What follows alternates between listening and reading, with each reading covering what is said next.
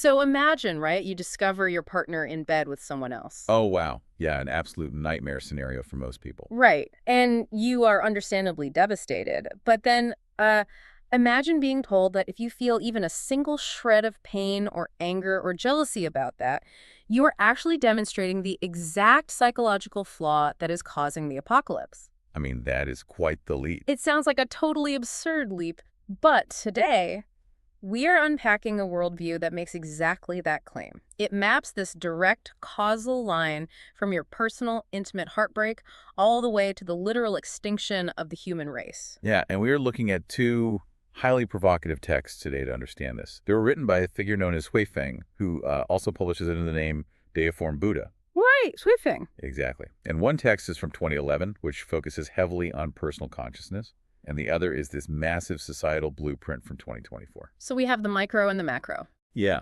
and taken together, they form this sweeping, unified theory of human existence that literally attempts to solve absolutely everything, from, domestic disputes all the way up to the collapse of the global economy. It is hugely ambitious. But before we dive in, because these texts take an absolute sledgehammer to capitalism and socialism, traditional morality, even our modern legal systems, we really need to set some ground rules for you, our listener. Yes, definitely. We are completely leaving our own politics at the door today. We are not endorsing this radical utopian vision, and we aren't here to condemn it either. Right, our sole mission in this deep dive is to neutrally map out the architecture of Shu Feng's argument. We just want to look at the blueprints of this philosophy and show you exactly how the author connects these incredibly disparate ideas. Exactly. We're just looking at the blueprints. So to understand how the author proposes restructuring the entire globe, I mean, we really have to start inside the human mind. We do. And that brings us to the 2011 text. It's titled, Wrong Consciousnesses Will Ruin Happy and Beautiful Future. Quite the title. Yeah. And the core argument here is that human misery is almost never caused by the external world. It is caused entirely by the faulty lens through which we view it. And the author doesn't mince words about his authority on this either. Suifeng claims to speak what he calls words of gold and jade. Right. He asserts this really profound mastery over concepts like time, space, Buddhism, and the Tao. And for those unfamiliar, invoking the Tao in this context usually implies an understanding of the fundamental unforced flow of the universe. Exactly. He frames his guidance not just as like a helpful suggestion, but as the only valid path to happiness. Yeah, he literally writes that rejecting his worldview is like a blind man wandering into hell unaware. Which is a heavy metaphor. Yeah. And he actually uses the biological mechanism of colorblindness to explain this whole concept of erroneous and distorted consciousness. Okay, let's unpack this. How does the color blindness thing work? Well, he says if a person lacks the sensory equipment to process the vibrant spectrum of light, they cannot blame the sun for the grayness of their world. Oh, that makes sense. Like, Yeah. the sun is doing its job, your eyes just aren't catching it. Right. And Zhuifeng maps this directly onto human suffering. He says, if you aren't experiencing constant joy and freedom, life isn't deceiving you. Your consciousness is simply distorting reality. You are basically spiritually colorblind. Wow. Which brings us back to that really jarring scenario of infidelity we started with. Yes, the ultimate test of this theory. Right. So Sufaving applies his colorblindness theory to one of the most agonizing emotional experiences a human can face. He asks the reader to imagine discovering the person they deeply love engaging in sexual acts with someone else. And, most traditional psychological frameworks would absolutely validate the trauma of that betrayal. Of course they would. But Sufeikan argues that the act itself isn't the source of the pain. The partner isn't the source of the pain. He says the exclusive root cause is the individual's desire to possess. It's a radical demand for a total internal locus of control. Because the text points out this cold mechanical truth. He says, if two strangers were engaging in that exact same physical act, it wouldn't cause you any distress at all. Right, you wouldn't care. Exactly. The suffering only materializes because you have placed an internal psychological claim of ownership over one of those people. A claim of ownership. That is such a fascinating way to phrase it. Yeah, and Woofing demands that to achieve actual happiness, you have to completely sever that illusion of ownership. He instructs the reader to abandon what he calls their pitiful self-esteem, renounce traditional morality, and actually feel joy for their partner's joy in that moment. I mean, I just have to pause on the sheer biological friction of that demand. It's a lot to ask of a person. It's basically asking you to be an alien, Evolutionary psychologists argue that jealousy, the pain of betrayal, the desire to protect a pair bond, these are deeply ingrained survival Oh, traits. absolutely. They are hardwired into our neurobiology to protect familial structures, ensure the survival of offspring, all of that. And Shuefeng is essentially telling the reader that their baseline operating system is a virus. Yeah, that's a great way to put it. He's saying you need to manually overwrite millions of years of evolutionary programming, just on command. And the author views those biological and traditional fetters as illusions that just trap us. He uses this phrase, mute swallowing bitterness. Mute swallowing bitterness. Yeah, meaning if you cling to traditional morality and self-esteem, you are basically choosing to silently endure endless self-inflicted torment. Because you can't change what your partner does. Exactly. You cannot control the external world. Therefore, the only logical mechanism to eliminate suffering is to fundamentally alter your own internal consciousness. So the external trigger no longer produces a negative internal response. You've got it. That's the cure to the wrong consciousness. Okay, so if we accept his premise, just for the sake of exploring the text, that all individual suffering is caused by this specific wrong consciousness, this obsessive desire to possess, Right. the immediate question is how this scales. Like, if one person's refusal to let go of possessiveness causes a toxic relationship, what is the mathematical outcome of 8 billion people operating on that exact same faulty software? Well, the 2024 text, The Future of Humanity Should Be Like This, provides his answer to that. And it scales up to the literal extinction of the human race. Which is just a massive escalation. It really is. The text asserts that archaeologists believe humanity has already faced extinction 4 times in the past. Wait, 4 times? Like entire civilizations just wiped out? According to his framing, yes. Yeah. But Sufing doesn't attribute these wipeouts to, asteroid impacts or volcanic winters or shifting tectonic plates. Right, the usual scientific explanations. Yeah. Instead, he blends this appeal to scientific authority archaeology with a deeply theological causality. He claims the primary driver of these past 4 extinctions was overall spiritual degradation and the dimming of human heart. The dimming of human heart. So what does this all mean for us today? Because the causal link here is what generates that real aha moment in the text. Yeah, let's connect it back.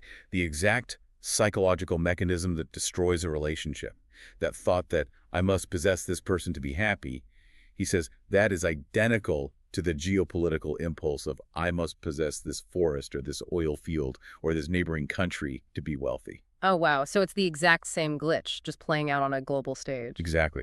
If we connect this to the bigger picture, the text defines this spiritual degradation as a progression.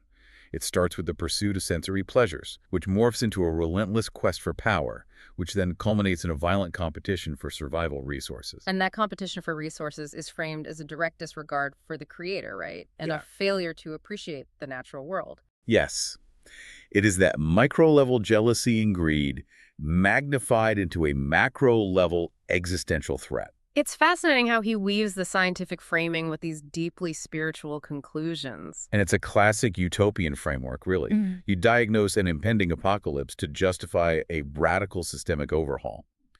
Shuefeng argues that modern society is currently matching the exact behavioral patterns, the extravagant squandering, the insatiable desires, the boundless greed that immediately preceded the previous 4 extinctions. So we're right on the edge. He is diagnosing an impending absolute apocalypse, a 5th extinction. Yes, we are teetering on the cliff. Okay, so if the current trajectory of human behavior is steering us off a cliff, then the systems we use to govern ourselves must be fundamentally broken, according to him. That's his exact logic. We need a life raft, and ours are full of holes. Right. So the author looks at the 2 dominant political and economic models of the modern era, capitalism and socialism, and he evaluates them, Yeah. but he doesn't use standard metrics. No, not at all. He isn't looking at GDP growth or income equality or freedom of speech. He evaluates global systems almost exclusively through the lens of biological longevity versus resource exploitation. What's fascinating here is how he applies systems theory to this. He examines socialist collectivization first. Okay, and what's his verdict there? He concludes that while this path successfully extends the overall human lifespan by reducing extreme societal volatility, it universally traps the toiling masses in a state of poverty. So it solves the longevity problem, but it completely fails the prosperity metric. Exactly. You live longer, but you're poor. Right. And then he pivots to the market-oriented path of capitalism. He acknowledges that this system maximizes the development of productivity, right? It allows the masses to achieve affluence. Yes, he admits it brings wealth, but the cost is fatal. Fatal how? Well, capitalism requires the relentless depletion of natural resources, which the text argues inevitably triggers a backlash from nature. A backlash from nature, like climate change and ecological collapse. Yeah. And most crucially, Xu Feng claims this system actually shortens the overall lifespan of the human species because of that burnout. Oh, I see. It's like being forced to choose between a boring, low-paying job where you live to be 100 or a high-paying, glamorous job that causes you to burn out and crash by 40. That is a perfect analogy. And he also briefly touches on military-controlled states, but he dismisses them entirely. He just calls them barbaric structures that yield only chaos and poverty. So they don't even make the finals in his evaluation. Nope. So by stripping away standard political ideologies and focusing on ecological carrying capacity and biological survival, he basically frames the modern geopolitical binary as a terminal lose-lose scenario. Right. If you choose socialism, you choose indefinite stagnation and poverty. Right. But if you choose capitalism, you are selecting this hyper-metabolic state that brains out the Earth's ecosystem, provokes a natural backlash, and just accelerates the fifth extinction. Yeah, neither system is a viable survival strategy in his eyes. Okay, so since both systems fail his ultimate survival test, Shuifeng introduces a totally custom-built replacement for you, the listener, to consider. He does. He calls it Shuifeng-style communism. And the text is highly aggressive in distancing this concept from historical iterations. He explicitly states that it has nothing to do with the communism advocated by Marx, Lenin, or Mao Zedong. Yeah, he wants a clean slate for that term. And what is particularly striking is his claim that this specific model isn't just theoretical. The text actually states that Shuifeng-style communism has been practiced in a microcosmic community on Earth for 15 years. Wait, really? 15 years? That is a massive claim to drop into a philosophical text. Right. He is asserting that a localized version of this system has been running, essentially beta testing his theories. And what are the results of this beta test? Well, he claims the results prove it can permanently solve nearly 90% of humanity's challenges. 90%. I know. The text lists an incredibly broad spectrum of solved problems. Everything ranging from massive macro-geopolitical crises, like territorial disputes between nations, all the way down to hyper-local logistics like elder support and resource allocation. Here's where it gets really interesting. Because to scale that 15-year experiment globally and actually achieve that 90% success rate, the architectural changes he proposes are just staggering. They are monumental. The text argues that tweaking our current systems is totally useless. You can't just patch the operating system. You literally have to wipe the hard drive. Wipe it completely clean. The most radical structural change proposed in the entire 2024 text is the complete global abolition of all constitutions, laws, and regulations. This raises an important question, though. How do you actually do that? I mean, consider the logistical reality of what he is proposing here. He wants to erase every legal code on the planet. Yeah. No traffic laws, no property deeds, no environmental regulations, no criminal justice system, no international treaties. None of it. It's wild. And his reasoning for this is largely framed as an operational critique. He says laws create enormous societal friction. Yes, the bureaucracy of it all. Right. A complex legal code requires an army of management personnel. You need judges, lawyers, police forces, bureaucrats, prison guards. Shuifeng argues that this massive enforcement apparatus creates unacceptably high societal operational costs. And he claims it actually generates more problems than it solves. But I mean, if you completely dismantle the external scaffolding of society, the systems that use the threat of punishment to dictate behavior, how do you prevent an immediate descent into chaos? Well, the author's replacement for the global legal framework relies entirely on two intersecting mechanisms. Okay, what's the first one? The first is a universal code he calls the 800 Values for New Era Humanity.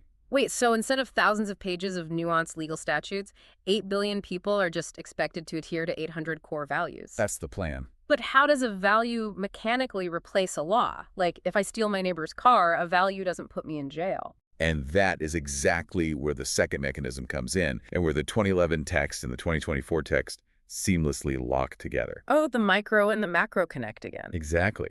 To ensure adherence to these 800 values without a police force, the text mandates that all humans must undergo what he calls a course for spiritual purification. Ah, So the governance moves completely from external enforcement, like courts and police, to internal compliance. Precisely. Let's look at environmental law as an example of how this would work. Okay. Under capitalism, you need an environmental protection agency and carbon emission laws, Right. because corporations, driven by the desire to possess wealth, will naturally pollute. Right. They want to maximize profit, so that requires external enforcement to stop them. Exactly. But if every human undergoes spiritual purification, if they deeply internalize a value that reveres the Creator and respects nature, the desire to pollute for profit is eradicated at the source. Wow. If the psychological impulse is gone, the EPA becomes entirely obsolete. It perfectly closes the loop on the jealous partner scenario from the beginning. It really does. The entire global architecture he is proposing rests on the premise that human consciousness is fundamentally malleable. Yes, that is the core assumption. If human suffering and poverty and ecological collapse are all caused by the erroneous consciousness of possessiveness and greed, then you don't need to regulate the greed with laws. You just cure the greed. You cure the wrong consciousness. Right. If no one wants to possess a specific person, you don't need marriage contracts. If no one wants to possess land, you don't need property laws. You don't need a military if every citizen's internal compass has been permanently aligned with those 800 values. It is the ultimate distillation of utopian engineering. It requires this absolute, unwavering faith in the perfectibility of human nature. That we can actually be cured. Yes. The text suggests that the dimming of the human heart isn't a permanent condition, it's a curable disease.